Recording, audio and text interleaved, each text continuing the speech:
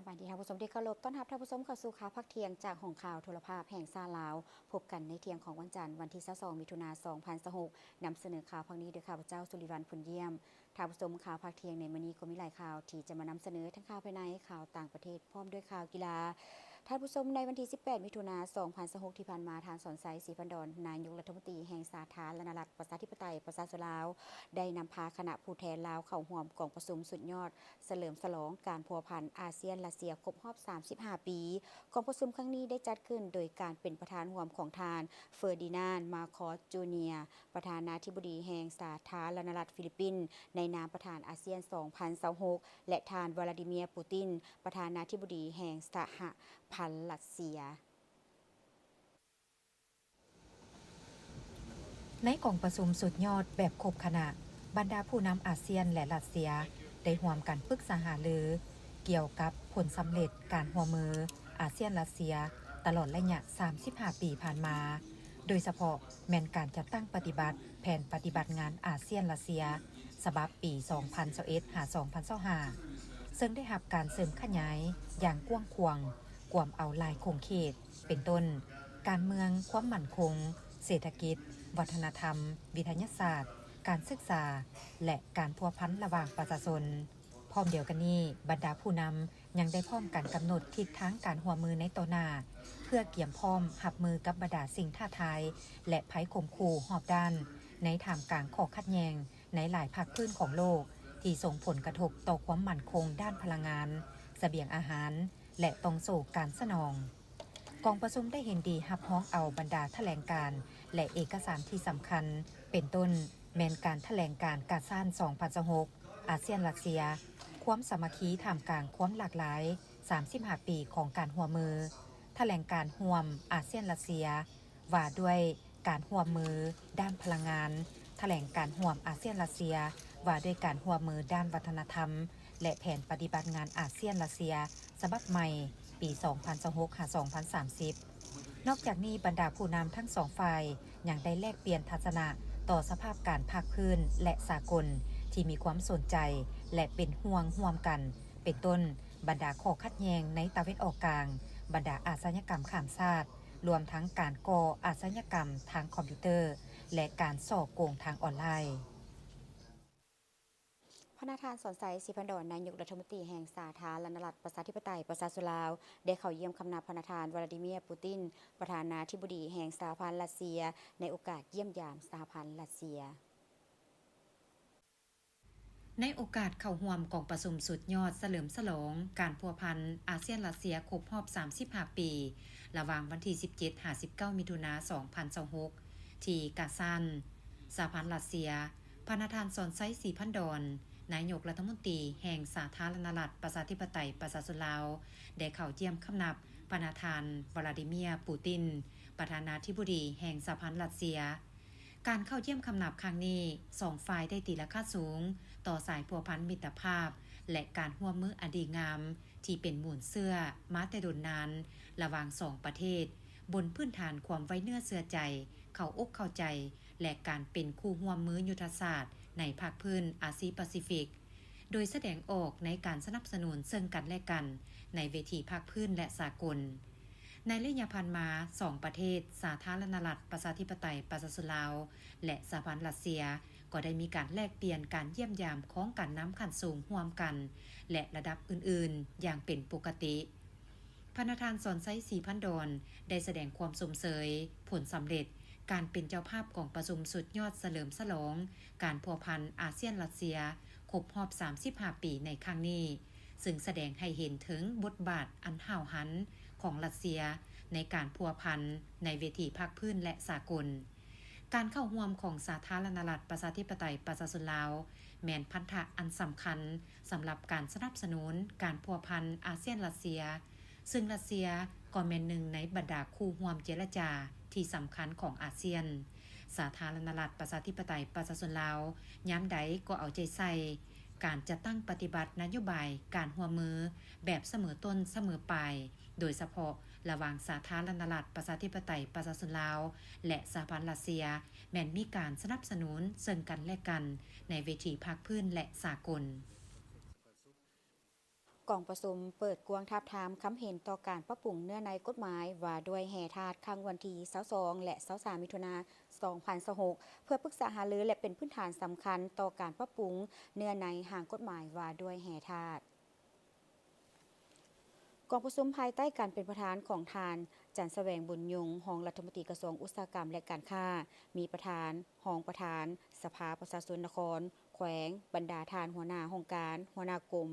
รองหัวหน้ากรมบรรดากระทรวงและภาคส่วนที่เกี่ยวข้องท่านจันทร์แสวงบุญยงได้กล่าวว่ากองประชุมเปิดกว้างทับทามคำเห็นต่อการปรับปรุงเนื้อในกฎหมายว่าด้วยแห่ทาสฉบับเลขที่31/สพสลงวันที่3พฤศจิกายน2017เป็นพื้นฐานสำคัญต่อการปรับปรุงเนื้อในห่างกฎหมายว่าด้วยแห่ทาสมีเนื้อในครบถ้วนมีลักษณะกลมรวมและสามารถจัดตั้งปฏิบัติได้อย่างปรากฏผลเป็นจริงแขนงธรณีศาสตร์และบ่อแห่เป็นแขนงการที่มีบทบาทอันสำคัญในการปกปักรักษา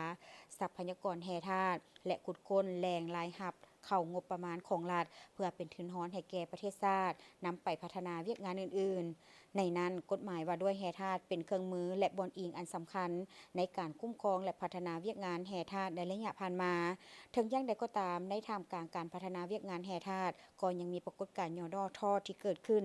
ซึ่งได้สร้างความเสียหายต่อทรัพยากรแห่ทาสสิ่งแวดล้อมและชุมชน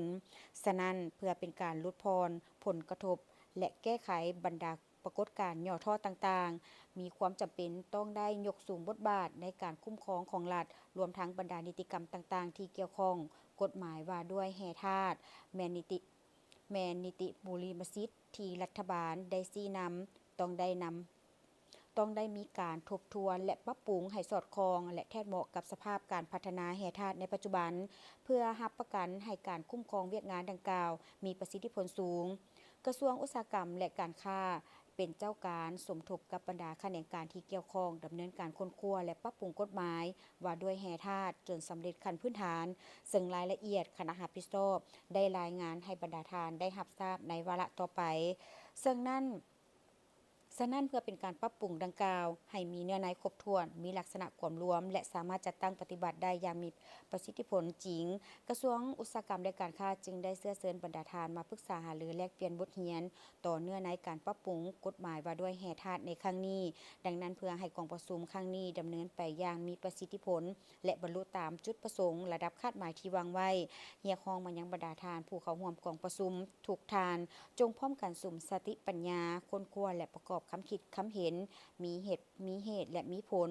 และมีความรับผิดชอบสูงส่องแสงให้เห็นถึงพฤติกรรมและปรากฏการณ์ตัวจริงที่เกิดขึ้นในแต่ละคงเขตซึ่งบรรดาคำคิดเห็นของผู้เข้าร่วมกองประชุมจะเป็นประโยชน์เป็นอย่างยิ่งในให้แก่คณะรับผิดชอบได้นำมาพิจารณาและเป็นพื้นฐานในการปรับปรุงเนื้อในกฎหมายว่าด้วยแห่ทาสในบาท9ต่อไป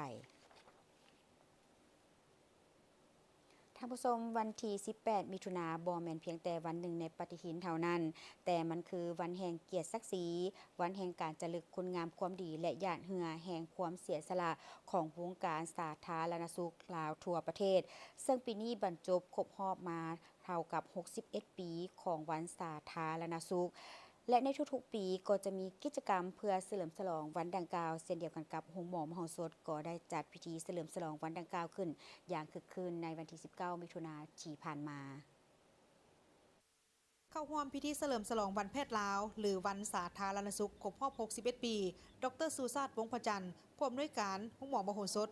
โดยมีของอำนวยการอดีตการนับอาวุโสพร้อมด้วยพนักงานแพทย์หมอภายในโรงหมอมโหสถได้เข้าร่วมอย่างเป็นขบวนฟุดฟื้นดร.สุชาติวงศ์พระจันทร์ได้กล่าวว่าวันที่18มิถุนายนบ่เพียงแต่เป็นวันหนึ่งในปฏิทินแต่มันยังคือวันแห่งเกียรติศักดิ์ศรีวันแห่งการจารึกคุณงามความดีและหยาดเหงื่อแห่งความเสียสละของวงการสาธารณสุขลาวทั่วประเทศนับตั้งแต่วันสั่งตั้งในปี 1965 เป็นต้นมา61 ปีผ่านพ้นไปได้พิสูจน์ให้เห็นถึงน้ำใจหักชาติหักประชาชนของแพทย์หมอหุ่นอาวุโสที่ได้ผ่านร้อนผ่านหนาวเสียสละความสุขส่วนตัวบางท่านได้เสียสละชีวิตในท่ามกลางเปลวไฟสงครามเพื่อปกปักรักษาชีวิตของนักรบและประชาชนลาวบรรดาเผ่าความหมายของวันนี้ยิ่งเลิกซึ้งและยังหากเลิกลงในจิตใจเพราะห้องหมอมโหสถของพวกเขาได้สร้างตั้งขึ้นมาตั้งแต่ปี 1903 ซึ่งมีอายุการอันยาวนานถึง123 ปีแล้ว วกเขามีประวัติศาสตร์ที่เก่าแก่ที่สุดเป็นบ่อนกำเนิดของครูอาจารย์แพทย์หมอหุ่นทำอิฐของประเทศและเป็นเสาค้ำอันแข็งแกร่งที่อยู่คู่กับการพัฒนาของสาธารณรัฐประชาธิปไตยประชาชนลาวในทุกยุคทุกสมัยพนักงานโรงหมอบโหสถบ่เคยหยุดนิ่งที่จะพัฒนาสติปัญญาของตนมาฮอดมื้อนี้เป็นวันเฉลิมฉลองใหญ่เรียกร้องและปลุกระดมจิตวิญญาณของแพทย์หมอพยาบาลและพนักงานของพวกเขาทุกคนจงพร้อมกันรักษาและเชิดชูจรรยาบรรณแพทย์ปฏิบัติให้สูงส่งจงถือเอาความทุกข์ทรมานของคนเจ็บเป็นความเจ็บปวดของพวกเขาเองและปฏิบัติหน้าที่ด้วยความจริงใจอย่างแท้จริงจงร่วมแรงความใจกันเปลี่ยนพื้นที่โล่งที่ทันสมัยให้กลายเป็นการบริการที่อบอุ่นเต็มใจและสามารถสร้างรอยยิ้มพร้อมทางความหวังให้แก่ทุกๆชีวิตที่ย่างก้าวเข้ามาหาพวกเขาการจัดกิจกรรมในครั้งนี้บ่เพียงแต่เป็นการเฉลิมฉลองวันแพทย์ลาวแต่ยังเป็นการแสดงถึงความกตัญญูรู้บุญคุณและจารึกคุณงามความดีมายังครูอาจารย์แพทย์หมออาวุโสบำนาญทุกท่านที่ได้วางรากฐานอันมั่นคงไว้ให้แก่พนักงานแพทย์หมอก็คือหุ่นปัจจุบันในการทำหน้าที่รักษาปิ่นปัวคนเจ็บที่เข้ามาใช้บริการภายในห้องหมอแห่งนี้กิจกรรมในครั้งนี้บรรดาพนักงานแพทย์หมอได้ร่วมกันแสดงศิลปะวรรณคดีเป็นต้นแมนบทเพลงที่มีชื่อว่าสวยเถิดนางหมอบทฟ้อนประกอบละครในบทเพลงแพทย์ปฏิบัติเพลงมโหสถยุคใหม่แต่งโดยดร.บัววรรณปทุมทองห้องผู้อำนวยการห้องหมอบทเพลงมโหสถวันใหม่แต่งและห้องโดยดร.แสงทวีไซท้องปานห้องหัวหน้าแผนกฉุกเฉินและบทฟ้อนเสียงแค้นแดนจำปาซึ่งทุกการแสดงล้วนแล้วแต่เป็นผลงานการประกอบส่วนของพนักงานแพทย์หมอภายในห้องหมอมโหสถท่านผู้ชมในปัจจุบันในขอบเขตทั่วประเทศได้สำเร็จการประกาศสร้างตั้งตาแสงแล้วเกือบ400ตาแสงกวมเอา109ตัวเมืองในนครหลวงวิจารณ์และ19แขวงเท่ากับ60ส่วนห้อยของแผนการที่ได้กำหนดไว้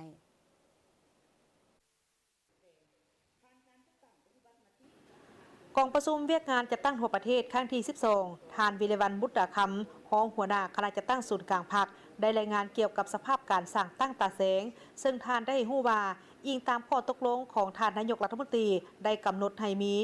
640ตาแสงในขอบเขตทั่วประเทศผ่านการค้นคว้าและรับร้องตัวจริงขององค์การปกครองท้องถิ่นในเบื้องต้นมีทั้งหมด617ตาแสงต่อมาแขวงหลวงพระบางได้กำหนดเพิ่มจาก48เป็น52ตาแสงฉะนั้นจำนวนตาแสงในปัจจุบันนี้มีทั้งหมดแมน621ตาแสงในขอบเขตทั่วประเทศได้สำเร็จการประกาศสั่งตั้งไปแล้ว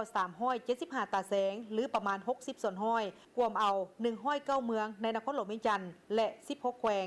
โดยเฉลี่ยเมืองหนึ่งแม่นมี4ตาแสงเมืองที่มีจำนวนตาแสงน้อยที่สุดแม่น2ตาแสงมีเมืองธงมีไซแขวงสิงห์บุรีเมืองเวียงคำเมืองแก้วอุดมแขวงเวียงจันทน์เมืองหลองแจ้งและเมืองห่มแขวงไซสมบูรณ์เมืองที่มีจำนวนตาแสงหลายที่สุดแม่น7ตาแสงคือเมืองซ้ำเหนือแขวงหัวพันและเมืองเซโปนแขวงสวรรณเขตเฉลี่ยแล้วตาแสง11บ้านมีประมาณประชากร 10,000 กว่าคนต่อตาแสงคณะจัดตั้งศูนย์กลางพรรคสืบต่อสมทบกับภาคส่วนเกี่ยวข้องของรัฐบาลเพื่อหาข้อตกลงว่าด้วยการจัดตั้งและการเคลื่อนไหวของตาแสงเพื่อเป็นบอลอิงให้ท้องถิ่นในการออกข้อตกลงตามขอบเขตสิทธิของตนที่ได้กำหนดไว้สมทบกับกระทรวงป้องกันความสงบเพื่อคนขั้วเกี่ยวกับกำลังป้องกันความสงบตาแสงให้สอดคล้องกับที่ตั้งพระบทบาทสิทธิและหน้าที่ของคณะกรรมการปกครองตาแสงสมทบกับกระทรวงการเงินคนขั้วเกี่ยวกับเงินอุดหนุนพนักงานสวยเวียกตาแสงที่บ่แม่นรัฐกรและเงินอุดหนุนหน่วยภาคบ้านสืบต่อลงสุขโยงติดตามและแนะนำองค์การปกครองท้องถิ่นในการค้นคว้ากะเทียมสร้างตั้งตาแสงในขอบเขตทั่วประเทศและสู้สนประกาศสร้างตั้งตาแสงให้สำเร็จทั้งหมด621ตาแสงภายในการปี2027ติดตามประเมินผลการเคลื่อนไหวของตาแสงที่ได้เคลื่อนไหวแล้วการเคลื่อนไหวของตาแสงที่ได้เคลื่อนไหวแล้วเส้นตาแสงสร้างมีไซอยู่นครเวียงจันทร์ตาแสงอยู่แขวงไซสมบูรณ์แขวงคำนวณและแขวงจำปาสักติดตามถอนตาประทับของบ้านที่เป็นการจัดตั้งชุมชนสรุปรายงานขอทิศสีน้ำจากกันถึงเพื่อทราบและให้ทิศสีน้ำ โอกาสนี้ทานศิริราชทงศิลป์ทองเพ็งประธานคณะกรรมการปกครองนครหลวงวิจันทร์ก็ได้รายงานเกี่ยวกับการจัดตั้งและเคลื่อนไหวของตาแสงสร้างมีไซซึ่งเป็นหนึ่งในจำนวน375ตาแสงที่ได้ประกาศไปแล้วตาแสงสร้างมีไซมี24บ้านมีประชากรทั้งหมดเกือบ 40,000 คนสำนักงานตั้งอยู่บ้านนางงมใหม่เมืองเสถานีซึ่งได้นำไส้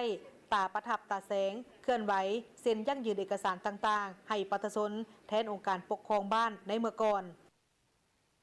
ทิศทางในต่อหน้าอาจจะว่าจะได้สืบต่อปรับปรุงการจะตั้งของตาแสงเพื่อให้สอดคล้องกับข้อกำหนดของคณะเลขาธิการส่วนกลางภาคฉบับเลขที่02และก็นำพาข้าเจ้าจัดตั้งกองประชุมคณะภาคฐานให้สำเร็จสืบต่อจัดสุขภพการนำใช้ระบบอิเล็กทรอนิกส์อันเป็นทันสมัยว่องไวรับประกันความยืนยงและความโปร่งใสในการบริการประชาชน3สืบต่อสุขยูนำพาการจัดตั้งปฏิบัติแผนพัฒนาเศรษฐกิจสังคมของตาแสงสร้างมีไซต์ที่ได้กำหนดใน5เวียกที่71โครงการนั้นให้บรรลุตามคาดหมายสืบต่อยุ่งแหงตาแสงสร้างมีไซต์เกี่ยวกับการออกข้อตกลงการเคลื่อนไหวของบ้าน24บ้านที่กึ่งกับตาแสงให้ไปตามอาราบทบาท10 นาทีที่ได้กำหนดในนิติกรรมให้สำเร็จแล้วก็จะได้จัดกองประชุมสรุปถอดถอนบทเรียนเพื่อเป็นบทอิงให้แก่ตาแสงที่ยังเหลือที่พวกเขาจะสร้างประกาศสั่งตั้งให้สำเร็จครบ33ตาแสงอยู่ในเดือน8นี้ให้สำเร็จวันกำหนดสำหรับ270ตาแสงที่ยังบ่ทันได้มีการประกาศแม้นมีพนักงานตาแสงเข้าประจำการเคลื่อนไหวเพื่อกักเกี่ยมความพร้อมด้านต่างๆเป็นต้นแมนการซ่อมแปลงอาคารสถานที่เฮ็ดเวียกกักเกี่ยมวัตถุอุปกรณ์รับใช้ลงเคลื่อนไหวเฮ็ดเวียกการเมืองแนวคิดอยู่บ้านและอื่นๆท่านผู้ชมจากนี้จะพากันก่อนและยาต่อไปติดตามสถานการณ์ข่าวต่างประเทศพร้อมด้วยข่าวกีฬา